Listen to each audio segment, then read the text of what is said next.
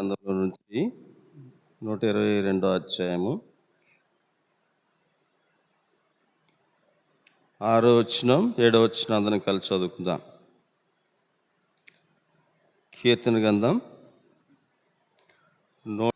6వ వచనం 7వ వచనం అందరం కలిసి చదువుకుందాం.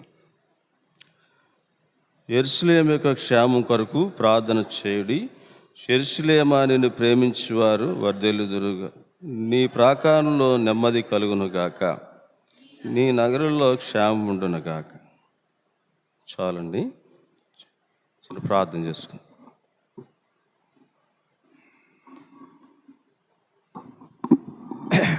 పరిశుద్ధుని హృదయం కలిగిన మా ప్రేమ కలిగిన తండ్రి, ఘనమైన నీ నామానికి వందనాలు, స్తుతులు, స్తోత్రాలు చెల్లించుకుంటూ వస్తుంటున్నాం. ఆశ్చర్యకరుడు, అద్భుతకరుడు, బలవంతున దేవుడు, సింహాసనాసనుడు, స్తుతులు పాత్రుడైన రాజా, మీకు వందనాలు. సమయంలో ప్రభా దేవా తండ్రినైనా సమయంలో ప్రార్థన కొరకై చేరుచుంటుండగా నన్ను మీ చేతుల్లో పెట్టుకుంటున్నాం. దేవా మీ సన్నిధికి వచ్చినాం. దేవా తండ్రి, బలహీన మీ దాసుని బలపరిచి మా కొరకు, నా కొరకు ప్రభా తండ్రి నీ జీవన లేఖనాలు మాకు విడుదల చేసిన ఆయన తండ్రి, ప్రార్థించడానికి కావాల్సిన రీతిగా తండ్రి మమ్మల్ని సిద్ధపరిచి నడిపి సహాయపడమని కృపాస్తాలకు అప్పగించుకుంటూ చదివిన భాగం మాకు ఇచ్చి పంచిపెట్టవలసిందిగా నీ కృపాస్తాలకు అప్పగించుకుంటూ యేసు నామములో బ్రతిమలాడి వేడుకుంటున్నాం తండ్రి, ఆమేన్.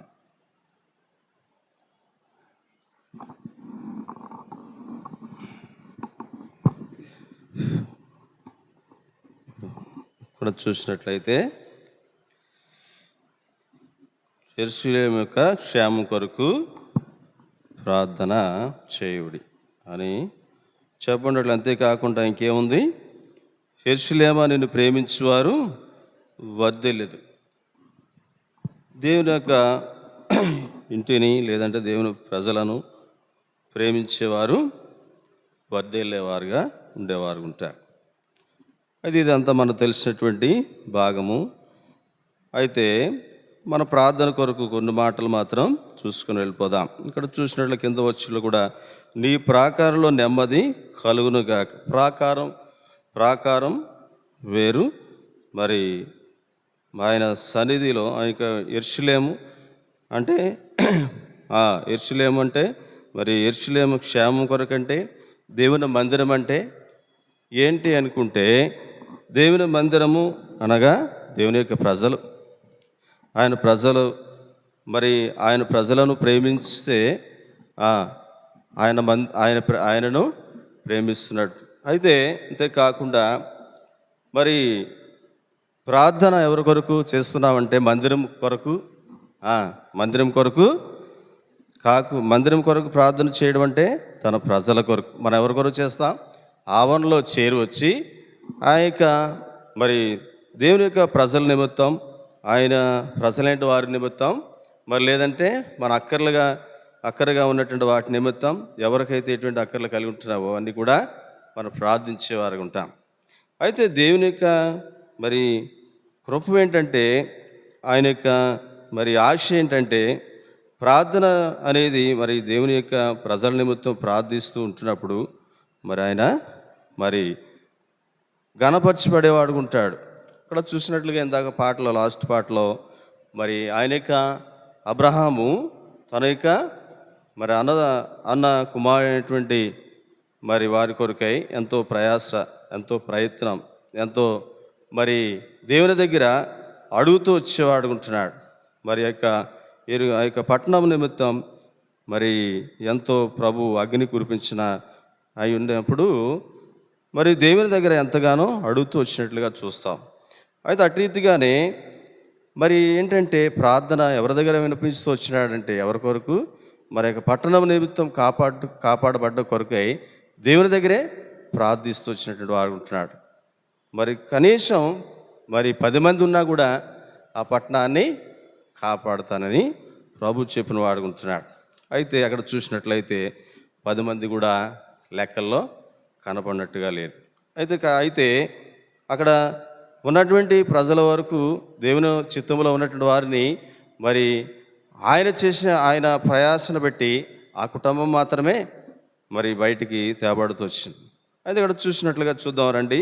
అయితే అనేక మంది ఇంకా అలాంటి మరి ఊబులో, లేదంటే అలాంటి తప్పిదములో, లేదంటే మరి లోకం వైపు తిరిగి, లోకాసుల వైపు తిరిగి మరి దేవునిని ఎరగలేనటువంటి వారిగా, లేదంటే ఎరిగి కూడా మరి బలహీనులై తప్పిపోయేవారుగా ఉన్నటువంటి వారు అనేక మంది ఉంటారు. చూద్దాం రండి, యెహెజ్కేలు గ్రంథంలో ఒక మాట చూద్దాం. యెహెజ్కేలు గ్రంథంలో ఒక మాట చూద్దాం రండి. 34వ అధ్యాయము, యెహెజ్కేలు గ్రంథం 34వ అధ్యాయము 11వ వచనం చదవండి. ప్రభువైన యెహోవా సెలవిచ్చినది ఏమనగా, ఇదిగో నా గొర్రెలను వెతికి వాటిని కనుగొందును. చెదరిపోయినప్పుడు కాపర్ల వాటిని ఎరిగినట్లు వెదకినట్లు నేను నా గొర్రెలను వెదకి చీకట గల మబ్బు దినమందు ఎక్కడెక్కడికి చెదిరిపోయానో అక్కడ నుండి నేను వాటిని తెప్పించి వాటిని తోడుకొని వచ్చి సమకూర్చి వాటి స్వదేశంలోనికి వాటిని తెచ్చి పర్వతాల మీదను వాగుల యొద్దను దేశమందున్న సకలమైన వాటిని ఏం చేస్తానంటున్నాడు? మేపుతానంటున్నాడు. ఇక్కడ చూసినట్లయితే ఆదివారం నాడు మరి అయిపోయిన తర్వాత, ఇంటికి వెళ్ళిన తర్వాత చాలా సేపు నిద్ర పట్టకపోతే కొద్దిసేపు వాకింగ్ చూసుకుందామని మరి ప్రార్థన చేసుకున్నాను. కొంచెంసేపు వాకింగ్ చూసుకుందామని తీసుకునేసరికి ఈ మాటలన్నీ కూడా మరి బయలుపడతా ఉన్నాయి. అయితే ఏంటంటే, తమ గొర్రెలను చెదిరిపోయినప్పుడు కాపర్లు వాటిని వెతికినట్లు నేను ఏమంటున్నాడంటే, నేను కూడా వెతుకుతున్నాను అంటున్నాడు. అయితే ఎవరిని వెతుకుతున్నాడు అంటే, గొర్రెలను ఎట్టి రీతిగా వెతుకుతూ ఉంటారో అట్టి మాదిరిలో నేను కూడా ఎదుగుతున్నాను అంటున్నాడు. ఎలా ఎదుగుతున్నాడంట? అవి చెదరిపోయి అక్కడ నుండి నేను వాటిని రప్పించేదను. ఎక్కడి నుంచి రప్పిస్తాడు? చీకటి గల మబ్బు దినమందు ఎక్కడెక్కడికి చెదిరిపోయానో వాటిని నేను మళ్ళీ ఏం చేస్తానంటున్నాడు? సమకూర్చేవాడుగా ఉంటున్నాడు. వాటిని వెదికేవాడుగా ఉంటున్నాడు. వాటి కొరకై ఆయన మరి ప్రయాసపడి మళ్ళీ ఏమంటున్నాడు? జనములలో నుండి వాటిని తోడుకొని వచ్చి ఆయా దేశంలో నుండి వాటిని సమకూర్చి వాటి స్వదేశంలోనికి వాటిని తెచ్చి పర్వతాల మీదను దేశమందున్న సకల కాపురపు స్థలముల యందున వాటిని మేపేది. దేవుడైనటువంటి యెహోవా, మరి లేదంటే ఇక్కడ ఇచ్చినటువంటి దర్శనాన్ని బట్టి ప్రభు అయిన యెహోవా సెలవిచ్చినటువంటి ఈ మాటలన్నీ చూసినట్లయితే, ఆయన ప్రజలు ఎక్కడ తప్పిపోయి ఉంటున్నారో, ఎక్కడ మరి చెదిరిపోయి ఉంటున్నారో, ఎప్పుడు చెదిరిపోయారు? చీకటి గల మబ్బు దినము. చీకటి అంటే ఏంటి? చీకటి అంటే పాపం. చీకటి అంటే మరి పాపములో జీవించేటువంటి జీవితంలో ఉన్నటువంటి వారందరూ కూడా తప్పుపోయేటువంటి వారు, అంటే అపవాదికి వారి దూతలకు బానిసత్వ జీవితం వహించేవారు.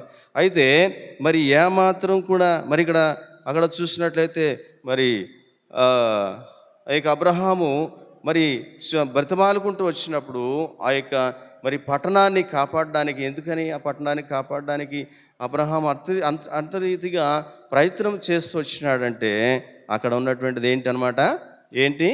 పాపపు జీవితం, చీకటి గల మబ్బు దినమున మరి తొలగిపోయినటువంటి జీవితాలు. కాబట్టి అక్కడ ఉన్నటువంటి పరిశుద్ధులైన వారు ఏమాత్రం కూడా నిలవలేనటువంటి ప్రదేశం అది. అయితే ఆ యొక్క అటీతిగా దేవుడు మరి వెతికే వాడుకుంటున్నాడు. ఏం చేస్తున్నాడు? వెతికే వాడుకుంటున్నాడు. ఎక్కడెక్కడంటే చీకటి గల మరి ప్రదేశంలో చిక్కుకున్నటువంటి వారందరినీ కూడా మళ్ళీ తిరిగి మబ్బు దినమందు మరి చెదిరిపోయినటువంటి వారందరినీ కూడా తిరిగి సమకూర్చేవాడుగా ఉంటున్నా అని చెప్పేసి దేవుడు మనకి హెచ్చరిక తీసుకొస్తూ ఉంటున్నాడు. ఏమంటున్నాడంటే వాటిని తోడుకొని వచ్చి ఇంకేమంటున్నాడు, కిందన చూసినట్లయితే ఒక మాట 14 చూసినట్లయితే ఏమంటున్నాడు చూడండి, నేను మంచి మేతగల చోటున వాటిని మేపెదను, ఇశ్రాయేలు యొక్క ఉన్నత స్థలముల మీద వాటికి దొడ్డు ఏర్పాటు చేస్తాను. ఇలాంటి గొర్రెలన్నిటి కొరకు మనం ప్రార్థన చేస్తూ వస్తున్నప్పుడు, తప్పిపోయినటువంటి గొర్రెల కొరకు ప్రార్థన చేస్తున్నప్పుడు, ఎక్కడైతే మబ్బు దినమంది తొలగిపోయినటువంటి వారు ఉంటున్నారో ఇలాంటివి అన్నిటి కొరకు ప్రార్థన చేస్తున్నప్పుడు దేవుడు ఏమంటున్నాడు, నేను మంచి మేతగల చోటుకి వాటిని తీసుకొని వస్తాను. ఎక్కడ తీసుకొస్తాడంట? మంచి మేతగల చోటు. వాటికి మేత లేదు, మేత లేక అవి దూరం అయిపోయేటువంటి వారు ఉంటున్నాయి, నశించిపోయేవి ఉంటున్నాయి. అంతేకాకుండా అవి ఏమైపోతాయంటే తప్పిపోయేవిగా ఉంటున్నాయి. ఎలా ఉంటున్నాయి? తప్పిపోయేవిగా కూడా ఉంటున్నాయని చెప్పేసి హెచ్చరిస్తున్నాడు. అందుకేగా చెప్తున్నాడు, ఇశ్రాయేలు యొక్క ఉన్నత స్థలం మీద వాటికి దొడ్డుని ఏర్పాటు చేస్తా. ఇశ్రాయేలు యొక్క ఉన్నతమైనటువంటి స్థలములలో దొడ్డుని ఏర్పాటు చేసి వాటికి ఏం చేస్తా అంటున్నాడు? మంచి మేతగల చోటు. ఎక్కడ? మంచి మేతగల చోటు అటు కావాలని దేవుడు చెప్తా వస్తుంటున్నాడు. అయితే ఏం చేయాలి మనం అంటే, ప్రార్థన జీవితం అనేది వాటి కొరకు మనం ప్రార్థించవలసిన వారు ఉంటున్నాం. అయితే మీరు ఎలా ఎతకాలంటే, మరి దేవుడు యెహోవా చెప్తున్న మాట ఏంటంటే, ఒక గొర్రె ఎటు రీతిగా మరి తప్పిపోయినప్పుడు కాపరి ఎలా వెతుకుతూ వస్తాడో అటు రీతిగా మరి నేను కూడా వెతికేవాడినిగా ఉంటున్నానని చెప్తూ వస్తుంటున్నారు. అయితే వాటి కొరకు, తప్పిపోయిన వాటి కొరకు మనకి కూడా భారం అనేది కలిగి ఉన్నవారు ఉండాలి. భారం అనేది కలిగి ఉంటున్నప్పుడు మరి మనం ప్రార్థిస్తూ వస్తుంటున్నప్పుడు మరి అవి ఎక్కడున్నా కూడా వాటిని దేవుడు అవి ఎక్కడ ఏ మూలన ఏ స్థలంలో ఉన్నా కూడా వాటిని వెతికి, ఇప్పుడు చూసినట్లయితే నూతనమైన వారిని దేవుడు మరి ఆయా రీతిలుగా ఆయా పరిస్థితులు గుండా వెళ్ళినప్పుడు వారిని దేవుడు సమకూరుస్తూ ఉన్నాడు. పరిస్థితి అంటే అది ఎవరి వలన అంటే మన యొక్క మరి జ్ఞానం కానీ ఇదంటే కాదు, కానీ దేవుని యొక్క ఏర్పాట్లో ఉన్న వారిని దేవుడు మరి సమకూర్చుకునేవాడు ఉంటున్నాడు. అది ఏంటి అంటే ఆయన వెతుకుతున్నాడు. ఏంటి అన్నమాట? ఆయన వెతుకుతూ ఉన్నాడు. కాబట్టి ఈ వెతుకులాట్లో ఎవరెవరున్నారు ఏంటి అంటే, మన కుటుంబంలో ఎవరైనా ఉండిపోయారా, లేదంటే మరి ఆయన ఏర్పాటులో ఎవరున్నారో వారి కొరకై మనం ప్రార్థించేవారు ఉండాలి. అంతేకాకుండా మరి విశ్వాసులుగా చేయబడినటువంటి కుటుంబాలలో కూడా అనేక మంది రక్షణ లేని వారు, మరి కుమారులు అయితేనేమి, మరి భార్య అయితే భర్త అయితేనేమి, మరి భర్త రక్షణ పెడితే భార్యకు రక్షణ లేని వారు అనేక మంది ఉంటూ ఉన్నారు. ఇలాంటి వారందరినీ కూడా ఆయన ఏం చేస్తాడంట? సమకూర్చి ఎక్కడ తీసుకొస్తాడు? మంచి మేతగల చోటికి సమకూర్చబడాలని మరి ఆయన సమకూరుస్తానంటున్నాడు.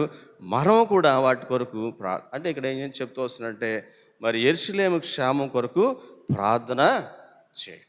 క్షేమం కొరకు మనం ఏం చేయాలంట? ప్రార్థన చేయాలి. ఎవరు ఈ యెరూషలేములో నివసించేటువంటి ప్రజలు అంటే ఆయన భక్తులైన వారు, లేదంటే ఆయన కొరకై మరి దేవుని యొక్క సన్నిధిని వెతుకులాటలో ఎక్కడ తప్పిపోయినటువంటి వారికి ఉంటున్నారు. ఇలాంటి వారంతా కూడా సమకూర్చిపడాలని మనం ప్రార్థన చేస్తున్నప్పుడు దేవుడు తప్పకుండా కార్యం చేసేవాడు ఉంటున్నాడు. ఇక్కడ ఒక మాట చూద్దాం రండి. 15వ వచనంలో ఒక మాట అంటున్నాడు, నేను నా గొర్రెలను మేపి పరుండబెట్టుదును, ఇదే ప్రభువగు యెహోవా వాక్కు. ఈ మాటలని ఎవరు చెప్తా ఉన్నారంటే, ప్రభు అయినటువంటి దేవుడే ఈ మాటలు చెప్తా ఉన్నాడు. కాబట్టి ఆయన సంఘం మీద, ఆయన ప్రజల మీద ఆయనకున్నటువంటి మరి ఆ యొక్క మరి పట్టుదల, అంటే ఆయన ప్రేమించేటువంటి గుణం అనేది ఎంతైనా. ఏమంటున్నాడంటే, మరి ప్రయాసపడి భారం మోసుకుంటున్న సమస్త జనులారిని అద్దుకు రండి అని చెప్పిన మాట కాకుండా ఇంకేమంటున్నాడు? దేవుడు లోకమును ఎంతో లోకములో ఉన్నటువంటి అందరినీ కూడా ప్రేమిస్తున్నాడు. ఒకరిని కాదు, ఎవరిని ప్రేమిస్తున్నాడు? లోకంలో ఉన్నవారిని అందరినీ కూడా ప్రేమిస్తున్నారు. అయితే మరి ఈ వెతుకులాటలో ఎవరు ఉన్నారు అనే దాని కొరకై మనం ప్రార్థించవలసిన వారు ఉంటున్నాం. ఇక్కడ చూసినట్లుగా ఇక్కడ ఏమంటున్నాడంటే 16వ వచనం చదవండి. తప్పిపోయిన దానిని నేను వెతుకుదును, తోలివేసిన దానిని మరలా ఏం చేస్తాడంట? తోలుకొని వస్తాడు. ఏం చేస్తాడంట? తోలివేసిన వాటిని, లేదంటే తప్పిపోయినవి, ఇలాంటివన్నిటినీ కూడా ఆయన ఏం చేస్తానంటున్నాడు? మళ్ళీ తోడుకొని వస్తాడంట. అంతేకాకుండా ఇంకేమంటున్నాడు? గాయపడిన దానికి దుర్బలముగా ఉన్న దానిని బలపరుదును. అయితే కొరవిటి వాటికి బలమగల వాటిని శిక్షను మేత పెట్టి లారిపరిచి. అది కూడా ఉంది. ఏదుంది? ఏముంది? దుర్బలముగా ఉన్నటువంటి వాటి. దుర్బలం అంటే మంచి బలం కాదన్నమాట. మంచి బలం కాదు. అయి దుర్బలం అంటే దురుద్దేశం. దురుద్దేశం అంటే మంచి ఉద్దేశము కాదు. అటీతిగా ఈ దుర్బలము కలిగినటువంటి వాటిని ఏం చేస్తానంటే బలపరుస్తాను, మంచి బలమిచ్చి బలపరుస్తాను అని చెబుతూ ఏమంటున్నాడంటే, ఇంకేమన్నాడు? గాయపడిన దానికి కొట్లు కడతాడంట. ఇంకేమంటున్నాడు? దుర్బలంగా ఉన్న దానిని బలపరుతును. అయితే కొరుబును వాటికి శిక్షను మేత పెట్టి శిక్ష అనేటువంటి మేత కూడా పెడతాం. ఒక తండ్రి కుమారుల మరి జాలి పడినట్లు ఆయన ఏం చేస్తాడనమాట? జాలి పడేవాడుకుంటాడు. యెషయా గ్రంథంలో చూస్తాం, మనం తీయొద్దు. యెషయా గ్రంథంలో చూస్తాం, ఏమంటున్నాడు? నేను శంఖ పెట్టుకుంటున్నాను అంటాడు. శంఖ పెట్టుకుంటే అంటే మనలో ఆయన కుమారుని ఎటీతిగా, ఒక కుమారుని ఎటీతిగా మరి శంఖ పెట్టుకుంటాము. ఆయన ఏమంటున్నాడంటే మరి తల వెంట్రుకలు నెరి వరకు కూడా ఆయన చంక పెట్టుకుంటాను అంటున్నాడు. అంటే ఈ చంక పెట్టుకునేటువంటి మన బిడ్డను సైతం మనం ఏం చేస్తాం? వాడు మరి ఇటు అటు తొలగినప్పుడు, లేదంటే వాడు మరి తన ఇష్టం వచ్చినట్టు పోవాలనుకున్నాడు, మనం సరి చేసేవారు ఉంటాం. కొట్టి, లేదంటే గసిరి, లేదంటే ఏదో రకంగా వాళ్ళు సరి చేస్తాం. అటీతిగా ఆయన బిడ్డలేంటి వారే వీళ్ళు కూడా. ఎవరు కొవ్వునటువంటి గొర్రెలను చూపిస్తూ వచ్చినాడు కదా. వీటిని ఏం చేస్తాడంట? దుర్బలము. ఏమంటున్నాడు? కొవ్విన వాటికి ఏం చేస్తాడంట? శిక్ష అనేటువంటి మేత. ఈ శిక్ష అనేటువంటి మేత పెట్టకపోతే ఏమైపోతాయి? ఏమైపోతాయి? మళ్ళీ చీకట గల మబ్బు దినంలో ఏవైతే తప్పుతూ వచ్చినాయో అటువంటి ప్రదేశానికి మళ్ళీ వెళ్ళిపోవాల్సిన పరిస్థితి మళ్ళీ కొవ్విన వాటికి వచ్చేదిగా ఉంటుంది. కాబట్టి వీటికి ఏం చేస్తానంటున్నాడంటే శిక్ష అనేటువంటి మేత పెట్టేవాడు. కాబట్టి ఇక్కడ ఒక మాట ఏమంటున్నాడంటే, ఇక్కడ చూసినట్లుగా 17వ వచనంలో అంటాడు కదా, నా మంద మీ విషయమై దేవుడైన యెహోవా నగు నేను సెలవిచ్చినదేమనగా, గొర్రెలకును పొట్టేళ్లకును మధ్య, గొర్రెలకును మేకపోతులకును మధ్యను భేదము కనుగొని నేనేం చేస్తా అంటున్నాడు? తీర్పు తీరుస్తాడు. గొర్రెలకు మధ్య, అంతేకాకుండా గొర్రెలకు మేకపోతులకు మధ్య. అంటే గొర్రె స్వభావం ఏంటి అంటే అది మౌనముగా తల వంచుకొని వెళ్ళిపోయేటువంటిది. మేకపోతే అంటే ఏంటనమాట? అది మరి వినేటువంటి స్వభావం కానే కాదు. అయితే వీటి ఏం చెప్తున్నాడంటే, తన దేవుడు ఏం చెప్తున్నాడంటే, ఏమంటున్నాడు? వాటికి ఏం చేస్తాడంట? భేదం. అంటే వాటి మధ్య ఉండేటువంటి భేదాన్ని కనుక్కొని వాటిని ఏం చేస్తా అంటున్నాడు? మళ్ళీ సరి చేయడానికి ఇష్టపడతా ఉంటున్నాడు దేవుడు. సరి చేయడానికి ఇష్టపడతా ఉన్నాడు. కాబట్టి ఇష్టపడినటువంటి దేవుడు వాటికి ఏం చేస్తాడనమాట? ఏం చేస్తాడు? వీటి విషయమై ఏది అది బలిసినటువంటిదిగా, కొవ్వునటువంటిదిగా, తిరగబడేదిగా ఏదైతే ఉంటుందో దాన్ని ఏం చేస్తాడంటే శిక్ష అనే మేత పెట్టి, ఏదైతే తన యొక్క మార్గంలో నడుస్తుందో దానికి ఏం చేస్తున్నాడు? సమజోడిగా చేసి సమానంగా నడిపించడానికి దేవుడైనటువంటి యెహోవా చెప్తున్నటువంటి మాట ఏంటంటే నడిపించడానికి ఇష్టపడతా ఉన్నాడు. అయితే అటు రీతిగానే మనం చూస్తూ వస్తున్నట్లయితే 18వ వచనం చూడండి. విశేషముగా మేతమేసి మిగిలిన దానిని కాళ్ళతో తొక్కి చాలదా? మీరు స్వచ్ఛమైన నీరు త్రాగి మిగిలిన దానిని కాళ్ళతో కలుగులో చేయుట మీకు చాలదా? నా గొర్రెలు మేయవలెన కాళ్ళతో త్రాగవలెన. అవి నీవు కాళ్ళతో త్రొక్కేసి, నీవు కాళ్ళతో కలుగు చేసి, నీ కాళ్ళతోటి మరి నువ్వు తిని మిగతా దాన్ని ఏం చేస్తా ఉన్నావంట? త్రొక్కి వాటిని ఏం చేస్తా ఉన్నాంట? తిండినైతే తొక్కేస్తా ఉన్నది. అంతేకాకుండా ఏం చేస్తుంది? ఈ కొవ్వునటువంటి గొర్రె చేసే పని ఏంటంటే ఎక్కువగా తిని దాన్ని మిగతా దాన్ని తొక్కేసేది. లేకపోతే మంచి నీళ్ళు తాగి మరి మిగతా దాన్ని కలుగులు చేసేదిగా ఉంటుంది. అయితే ఇవన్నీ కూడా దేవుడైనటువంటి యెహోవా దేవుడు ఏం చేస్తూ ఉంటున్నాడంటే వాటిని ఏం చేస్తూ ఉంటున్నాడు? సరిచేస్తా. వీటన్నిటిని కూడా సరిచేసేటువంటి దేవుడిగా ఉండి ఆయన మన పక్షంగా, మరి ఆయన ప్రజలైన వారి పక్షంగా, ఆయన ప్రేమించినటువంటి అందరి పక్షంగా కూడా ఆయన మరి పూనుకొని ఆ యొక్క పనిలో ఉండి ఆయన చేసేటువంటి గొప్ప కార్యములను మరి మనం చూడవాలంటే మనం ఏం చేయాలి? ప్రార్థన చేయాలి. ఆయన చేసేటువంటి గొప్ప కార్యాలు మనం చూడాలంటే మనం ఏం చేయాలి? ప్రార్థన చేయాలి. అక్కడ పై వచనంలో అదే కదా అంటాడు. 10వ వచనం చదవండి. 10వ వచనంలో ప్రభు అయిన యెహోవా సెలవిచ్చినది ఏమనగా, నా జీవము తోడు నేను కాపులకు విరోధునైతిని, నా గొర్రెలను గూర్చి ఏమన్నాడు? వారి యొద్ద విచారించేదను, వారి గొర్రెలను మేపుట మానిపించేదను. ఇకను కాపర్లు తమ కడుపు నింపుకొనక జాలక నా గొర్రెలు వాటికి తప్పించేదను. ఏమంటున్నాడు? నా గొర్రెలు వాటికి తిండి కాకుండా ఏటికి కాపులకు ఏమంటున్నాడు? కాపులకు తిండి కాకుండా ఉండాలంటే తమ కడుపు నింపుకొన జాలక ఇందురు కాక అంటే ఏమంటున్నాడు?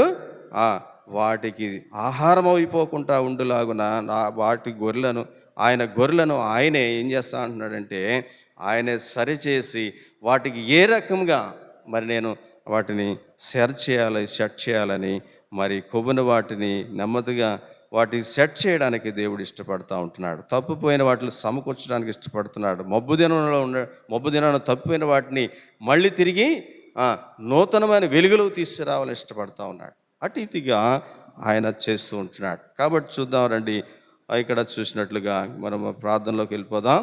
కీర్తన గ్రంథంలో మనం చూసినట్లుగా ఏమంటున్నాడు? యెరూషలేము యొక్క క్షేమం కొరకు ప్రార్థన చేయుడి.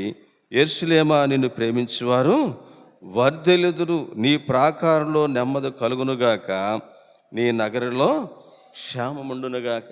యెరూషలేము అంటే తన ప్రజలైన వారు క్షేమముగా ఉండి ఆయన ఆవరణలో చేరి ఆరాధించడానికి, గణపరచడానికి ఆయన మరి ప్రజగా ఆయన సొత్తుగా చేయబడినటువంటి వారు అందరూ కూడా చేర్చబడినప్పుడు ఏమవుతుంది? క్షేమము, సమాధానం.